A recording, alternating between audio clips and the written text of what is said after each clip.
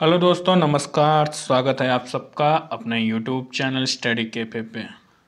तो दोस्तों, हाजिर हूँ आप सबके बीच लेके इतिहास के कुछ महत्वपूर्ण प्रश्न जो काफ़ी महत्वपूर्ण हैं सभी एग्ज़ाम्स और प्रतियोगिताओं के लिए, जो काफ़ी महत्वपूर्ण सेशन होने वाले हैं। तो दोस्तों, इस वीडियो को अपने दोस्तों के बीच शेयर करें ताकि उनको भी इसके बारे में पता चले और उनकी भी तैयारी में थोड़ी मजबूती मिले। तो चलिए शुरू करते हैं दोस्तों। जो इतिहास के प्रश्न हैं जो आज लेके आप लोगों के बीच हाजिर हुआ हूँ, तो देखते हैं पहला प्रश्न क्या है।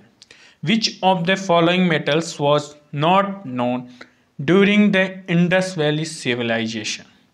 सिंधु घाटी सभ्यता के दौरान निम्नलिखित में से कौन सी धातु ज्ञात नहीं थी। जो सिंधु घाटी सभ्यता थी, उन वहाँ पे जो लोग रहते थे उनको कौन से धातु के बारे में ज़्यादा नॉलेज नहीं था, ज्ञान नहीं था। तो ऑप्शंस हैं आपके लोहा, आयरन, सोना या गोल्ड, तांबा यानी कॉपर, चांदी यानी सिल्वर। दोस्तों, आपको बताना है कि इसमें से इन चारों ऑप्शन में से कौन से धातु के बारे में इंडस वैली सिविलाइजेशन वाले लोगों को ज्ञान नहीं था। जो इंडस वैली सिंधु घाटी सभ्यता के लोग थे उनको कौन से धातु के बारे में पता नहीं था। दोस्तों, एक महत्वपूर्ण बता दूं, जो न्यूज़ इसका जो न्यूज़ है, इंफॉर्मेशन जो है उसका एक बता दूं कि जो इंडस वैली सिविलाइजेशन के लोग जो शब्द का इस्तेमाल, सिंधु घाटी सभ्यता का शब्द का इस्तेमाल पहली बार जो किया था जॉन मार्शल ने किया था। जो जॉन मार्शल थे उन्होंने पहली बार इसका इस्तेमाल किया था। और अभी बता दें जो इसका आंसर है ना, वो है आयन। आयन के बारे में उनको जानकारी नहीं थी। गोल्ड के बारे में जानते थे वो लोग, कॉपर के बारे में जानते थे, सिल्वर का इस्तेमाल करते थे। तो गोल्ड वगैरह का जैसे बेंगल्स, कंगन वंगन बनाने के इस्तेमाल में लेते थे। कॉपर हो गया, कुल्हाड़ी वगैरह, और सिल्वर वगैरह का इस्तेमाल करते थे। जैसे कोई मछली पकड़ने के कटिया बनाना है उसको, तो वो इन धातु का इस्तेमाल करके बनाते थे। कुल्हाड़ी बनाने के और जो उनका यूटेंसिल्स, जो बर्तन है, वो बर्तन बनाने के काम में लाते थे। जो भी उनके निजी जीवन में जो चाहिए रहता था वो इन धातुओं का इस्तेमाल करके बनाते थे। तो दोस्तों, वो कभी भी आयन का इस्तेमाल नहीं किए उन्होंने, उनको उसके बारे में जानकारी नहीं थी। तो चलिए दोस्तों, नेक्स्ट पे चलते हैं। Next question is the word सत्यमेव जयते in the state emblem adopted by the government of India have been taken from which उपनिषद। भारत सरकार द्वारा अपनाए गए राज्य चिन्ह में सत्यमेव जयते शब्द किस उपनिषद से लिया गया है। Option A Aitareya Upanishad, option B Mundaka Upanishad, या ऑप्शन सी अध्यात्म उपनिषद, या ऑप्शन डी प्रश्न उपनिषद। तो दोस्तों, आपको बताना कि जो सत्यमेव जयते हैं, सत्यमेव जयते, वो शब्द किस उपनिषद से लिया गया है। मुंडका से लिया गया है, या अध्यात्म से लिया गया है, या प्रश्न से लिया है, या ऐतरेय उपनिषद से। दोस्तों, आप कभी भी अगर कहीं कोई मूवी देखेंगे तो वहाँ पे लिखा रहता है, कोई कोट वगैरह रहा तो वहाँ पे लिखा है सत्यमेव जयते, मतलब सच्चाई की ही जीत होगी। तो दोस्तों, आपको इसमें से बताना है कि कौन से उपनिषद से लिया गया है। जो आपको आंसर में बता देता हूँ कि इसका जो करेक्ट आंसर है वो है मुंडका उपनिषद। मुंडका का मतलब होता है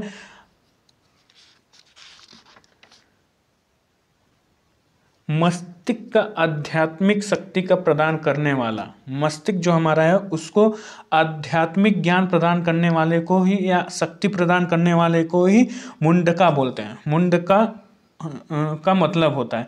तो B is the correct answer. B जो है वो करेक्ट आंसर है।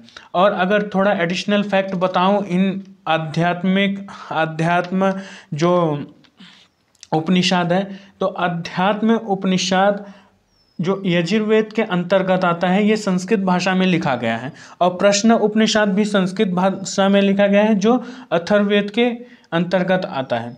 और ऐसे ही ऐतरेय उपनिषद का अगर कुछ एडिशनल फैक्ट बताऊं तो ये जो दुनिया और मनुष्य की आत्मा की रचना के बारे में बताता है। दुनिया और मनुष्य की रचना जो है उसके बारे में बताता है। और इसका यह सिद्धांत है, इसका यह कहना है कि जो मनुष्य का आत्मा है वो 3 बार जन्म लेती है, जो अतरैया उपनिषद के हिसाब से देखा जाए तो। और इसका जो आंसर है वो आंसर तो बी है। जो एडिशनल फैक्ट आपको दिया वो इसके बारे में बताएं तो option B is the correct answer. चलिए नेक्स्ट पे चलते हैं। Who establish the 4 monasteries Sringeri, Badrinath, Dwarka and Puri. जो मठों की स्थापना की गई थी श्रृंगेरी, बद्रीनाथ, द्वारका और पुरी में 4 मठ हैं जो भारत के 4 कोनों में इनकी स्थापना की गई थी। तो ये किसने किया था, ये कौन से महान पुरुष थे जिन्होंने 4 मठों की स्थापना की थी भारत के 4 कोनों में? ऑप्शन ए रामानुजा, या option B Ashoka, option C Shankaracharya, या ऑप्शन डी माधव विद्यारण्य। तो दोस्तों बता दो कि जो अशोका थे तो वो तो बहुत इसके हो गए, ये सब बौद्ध धर्म को इन्होंने फैलाया था। इन्होंने इनके पिता का नाम था बिंदुसार, जो थे इनके पिताजी का नाम था। और रामानुज तो ये तो साइंटिस्ट थे, अभी फिलहाल इनका इतना ये नहीं था। जो शंकराचार्य हैं दोस्तों, शंकराचार्य बताया जाता है कि शंकराचार्य जो हिंदू धर्म के मठों की परंपरा लाने का बहुत बड़ा श्रेय अगर जाता है किसी को तो वो शंकराचार्य को जाता है। Option C is the correct answer. Shankaracharya ने भारत के चारों कोनों में 4 मठों की स्थापना की थी। जो 8वीं शताब्दी में इसकी जो स्थापना की थी वो 8वीं शताब्दी में किया था। श्रृंगेरी मठ, श्रृंगेरी मठ जो है वो कर्नाटका में चिकमंगलुरु जिले में, अगर आप कभी भी जाएंगे वहाँ पे चिकमंगलुरु जिले में, जो तुंगभद्रा रिवर के पर स्थित है, तुंगभद्रा रिवर पे स्थित है। और जो बद्रीनाथ है, बद्रीनाथ में ज्योतिर्मठ आपने कभी भी सुना होगा, ज्योतिर्मठ की स्थापना की है, जो शिक्षा और ज्ञान का एक केंद्र है। जो शिक्षा और ज्ञान का एक केंद्र भी कहा जाता है उसको। द्वारका मठ जो गुजरात में है, इसकी भी स्थापना 8वीं शताब्दी में की थी। पुरी में गोवर्धन मठ की स्थापना की थी, जो उड़ीसा के पुरी में है। गोवर्धन मठ जो है वो भगवान जगन्नाथ से रिलेटेड है, भगवान जगन्नाथ का मंदिर भी है वहाँ पे। तो आई होप दोस्तों इसको ये समझ में आया होगा आप लोगों का। इसका जो करेक्ट आंसर है option C is the correct answer. So let's go to the next one. Which among the following is the oldest dynasty? निम्नलिखित में से कौन सा सबसे पुराना राजवंश है?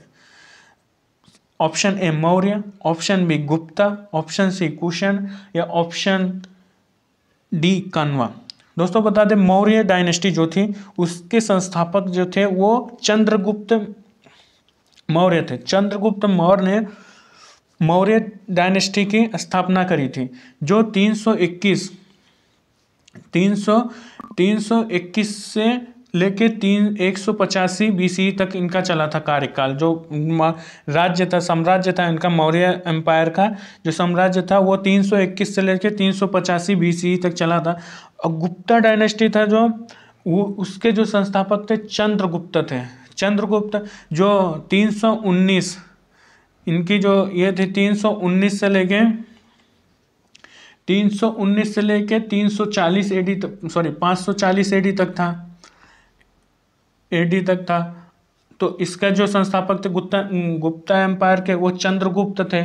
कण्वा डायनेस्टी के जो संस्थापक थे, कण्वा डायनेस्टी 73 BC से 28 BC तक था। इनके जो संस्थापक थे उनका नाम था कडफिसेस। ये सेंट्रल एशिया के थे इसलिए इनका नाम ऐसा है, कडफिसेस 1 थे। तो ये कुशन डायनेस्टी के संस्थापक थे। कण्वा डायनेस्टी के जो संस्थापक थे दोस्तों वो वासुदेवा थे। वो कण्वा डायनेस्टी के संस्थापक थे। इनका जो कार्यकाल था, मतलब जो साम्राज्य था वो कितने समय तक, 73 BC से 28 BC तक। तो जो सबसे ओल्डेस्ट डायनेस्टी, जो सबसे पुराना राजवंश था वो था मौर्य डायनेस्टी, जिसके मौर्य डायनेस्टी का जैसे चंद्रगुप्त मौर्य जो इस साम्राज्य की स्थापना करी थी। और इनको जो सक्सेड किया था, इनके चंद्रगुप्त के बाद बिंदुसार आए। बिंदुसार जो 298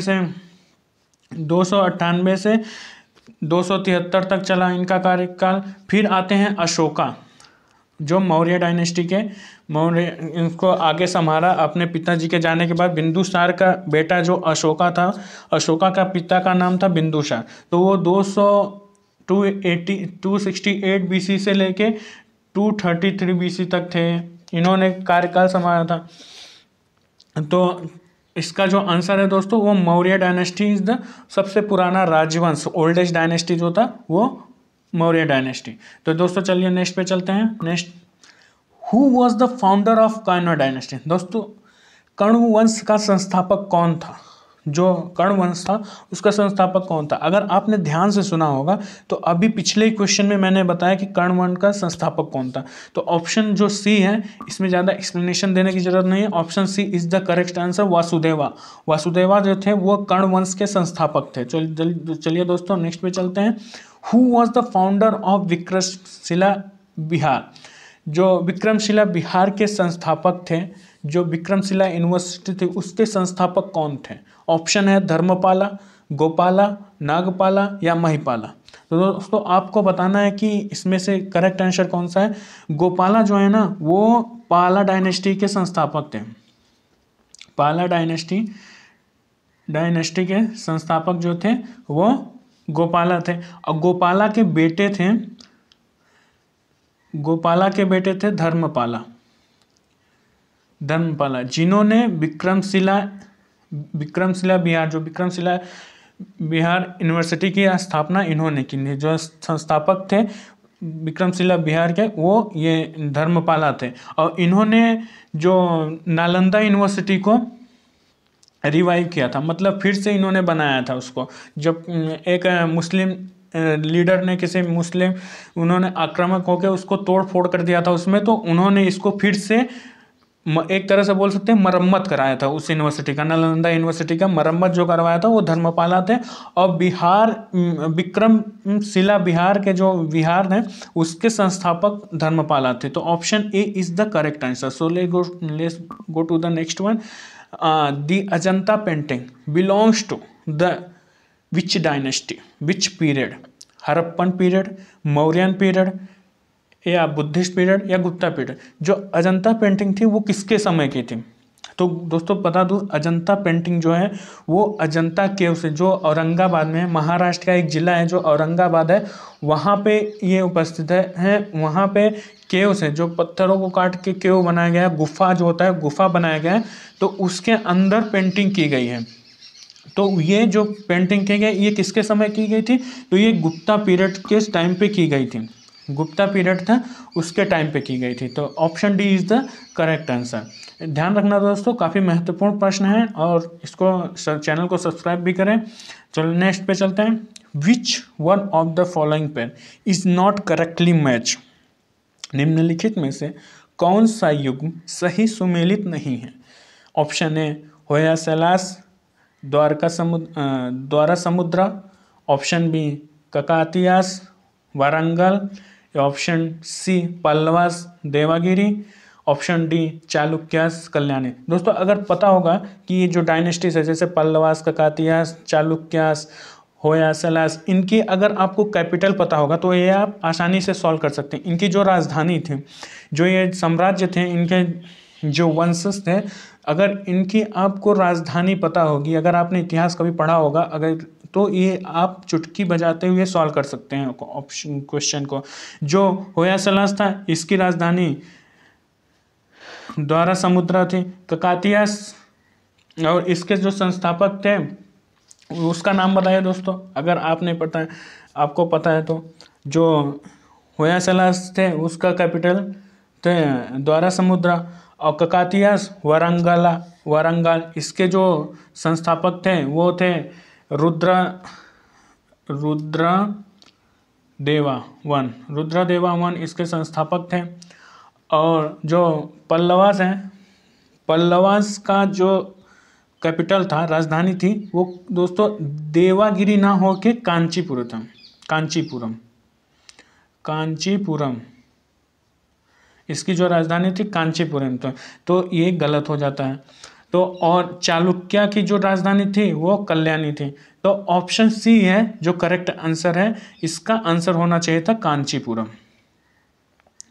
Kanchipuram is the correct answer. अगर ये सुमेलित नहीं है, ऑप्शन सी ये सुमेलित नहीं है। तो चलिए नेक्स्ट क्वेश्चन पे चलते हैं। Next question, which of the following cities was founded by Krishnadevaraya? निम्नलिखित में से किस शहर की स्थापना कृष्णदेवराय ने की थी? तो सबसे पहले दोस्तों बताना है आपको कि कृष्णदेवराय जो थे वो कौन से डायनेस्टी से बिलोंग करते थे। कृष्णदेवराय, आपको बताना है कि कृष्णदेवराय जो थे वो किस डायनेस्टी से बिलोंग करते थे या किस साम्राज्य से बिलोंग करते थे। दोस्तों तो जो कृष्णदेवराय थे ना वो विजयनगर एम्पायर के तुलुआ डायनेस्टी से बिलोंग करते थे। जो विजयनगर एम्पायर था उसके अंडर में तुलुआ डायनेस्टी थी, वो तुलुआ डायनेस्टी से बिलोंग करते थे। एक महान लीडर थे उसके तुलुआ डायनेस्टी से। इन्होंने अपनी माँ की याद में एक शहर बसाया था जिसका नाम था नगलपुरा। नगलपुरा क्योंकि इनकी माँ का नाम जो था नगला देवी नाम था। नगला देवी नाम था इसलिए उन्होंने अपनी माँ के नाम पे एक शहर बसाया जिसका नाम था, शहर की स्थापना की जिसका नाम था नगलपुरा। तो Nagalpura, option B is the correct answer. Option का जो आंसर है ऑप्शन बी है नगलपुरा। इन्होंने अपने माँ के सम्मान में ये शहर का स्थापना की थी। और ये जो इनका शासनकाल था 1509 से 1529 तक था। ये कुछ तथ्य हैं जो आपको याद रखने हैं। तो चलिए दोस्तों नेक्स्ट पे चलते हैं। Next question is, Taxila university was located between which two rivers? तक्षशिला विश्वविद्यालय किन दो नदियों के बीच स्थित था? Option A Indus and Jhelum, मतलब सिंधु एंड झेलम, झेलम एंड रावी, ब्यास या फिर सिंधु, सतलुज या सिंधु। तो आपको बताना है कि इसमें से कौन सा करेक्ट आंसर है। तो दोस्तों इसका जो राइट आंसर है वो option A is the correct answer. Indus and Jhelum के बीच में तक्षशिला यूनिवर्सिटी की स्थापना की गई थी। तक्षशिला, ये जो तक्षशिला यूनिवर्सिटी है ना 1980 में यूनेस्को वर्ल्ड हेरिटेज साइट भी घोषित किया गया है, जो 1980 में किया गया। तो ये जानकारी आपको याद रखना है। ये यूनेस्को के वर्ल्ड हेरिटेज साइट में भी शामिल है Takshashila university. So option A is the correct answer. तो चलिए नेक्स्ट पे चलते हैं। नेक्स्ट क्वेश्चन देखते हैं क्या है। बिंबिसारा वो सक्सीडेड बाय, बिंबिसार के उत्तराधिकारी बने। तो इसमें आपको दोस्तों बताना है कि बिंबिसारा जो थे उसके उत्तराधिकारी कौन बने। मतलब एक साम्राज्य है उसमें जो बिंबिसार है उसका जो उत्तराधिकारी तो उसका बेटा ही बनेगा। तो एक तरह से उसके बेटे का नाम क्या था? पहले ऐसा ही होता था, बाप है शासन में, फिर उसके बाद बेटा आया, फिर उसका बेटा, फिर उसका, ऐसा ही शासनकाल चला आता था। तो अशोका के पिता का नाम तो बिंदुसार था, बिंदुसार। और जो अजातशत्रु हैं वो बिंबिसार के बेटे थे। बिंबिसार के बेटे कौन था? अजातशत्रु। अजातशत्रु ने क्या किया, अपने पिताजी को मार के, जो राजगद्दी पे उनको बैठना था तो अपने पिताजी यानी बिंबिसार को मार के खुद राजगद्दी संभाली। तो इन्होंने, ये बिंबिसार थे जो हरियंका डायनेस्टी जो था, हरियंका डायनेस्टी, हरियंका डायनेस्टी के संस्थापक थे। इन्होंने हरियंका डायनेस्टी का स्थापना करी थी, फाउंडर थे। और इनको, बिंबिसार को एक और नाम से जाना जाता है जो काफ़ी बार एग्जाम में पूछा गया है, श्रेणिका। श्रेणिका नाम से जाना जाता था बिंदुसार को। इन्होंने जो इनके बेटे थे अजातशत्रु, इन्होंने अपने पिताजी यानी बिंदुसार को मार के राज्य गद्दी पे खुद बैठ गए थे। तो इसका जो आंसर है ये Ajatashatru is the correct answer, जिन्होंने उसका उत्तराधिकारी बने थे छल कपट करके। तो चलिए नेक्स्ट पे चलते हैं। Which is known as book of melody? Melody की पुस्तक के रूप में किसे जाना जाता है? मेलोडी मतलब धुन, धुन की पुस्तक किसे, ऋग्वेदा को, सामवेदा को, या अथर्ववेदा, या यजुर्वेदा?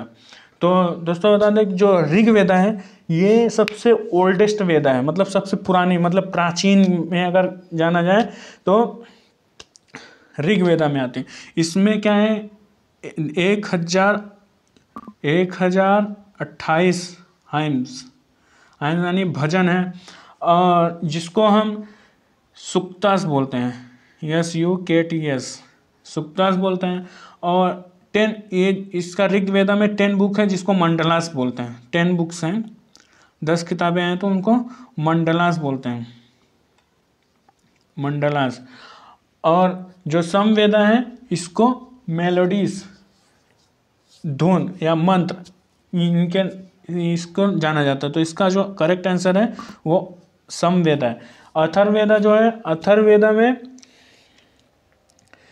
इसमें ये सेकंड ओल्डेस्ट है, सेकंड ओल्डेस्ट मतलब दूसरी सबसे प्राचीन वेदा है। और यजुर्वेदा जो है वो उसमें क्या होता है कि मंत्रास और चरण जो पंडित लोग पूजा करते हैं तो यजुर्वेदा के मंत्र का इस्तेमाल करके करते हैं। तो इसका जो करेक्ट आंसर है वो है समवेदा, जो मेलोडीज यानी धुन के बारे में के रूप में जाना जाता है इस बुक को। तो चलिए नेक्स्ट पे चलते हैं। Which ruler build the famous Kailash temple of Shiva at Ellora? Ellora में किस राष्ट्रकूट शासक ने शिव के प्रसिद्ध कैलाश मंदिर का निर्माण कराया था? दांती दुर्गा, अमोघवर्षा वन, कृष्णा वन, या वत्सराजा? तो दोस्तों इसका बताना है, काफ़ी आसान प्रश्न है कि जो एलोरा में गुफाएं हैं, एलोरा में जो औरंगाबाद से कुछ दूरी पे है, 2-3 घंटे की दूरी पे है। तो वहाँ पे जो गुफाएं हैं, जो पत्थरों को काट के गुफाएं बनाई गई हैं, उनकी जो स्थापना थी वो कौन से लीडर ने की है, उसका आंसर करना है। तो ये जो आंसर था ये कृष्णा वन ने इसकी स्थापना की थी। इसको ये किया था जो राष्ट्रकूटा किंग से बिलोंग करते थे, राष्ट्रकूटा डायनेस्टी से, जो राष्ट्रकूटा के किंग थे उनके डायनेस्टी से रहे थे, और उन्होंने एलोरा में जो गुफाएं हैं उनका स्थापना करवाई थी। तो दोस्तों आज का 13 प्रश्न ही थे। तो thank you so much for watching guys. तो इधर आंसर भी मैंने दिया है सब क्वेश्चंस के, तो आप जाके पढ़ लीजिएगा। PDF प्रोवाइड कर दूंगा डिस्क्रिप्शन में डाल दूंगा, तो वहाँ से आप डाउनलोड कर लेना। तो thank you so much guys, keep watching study cafe and subscribe.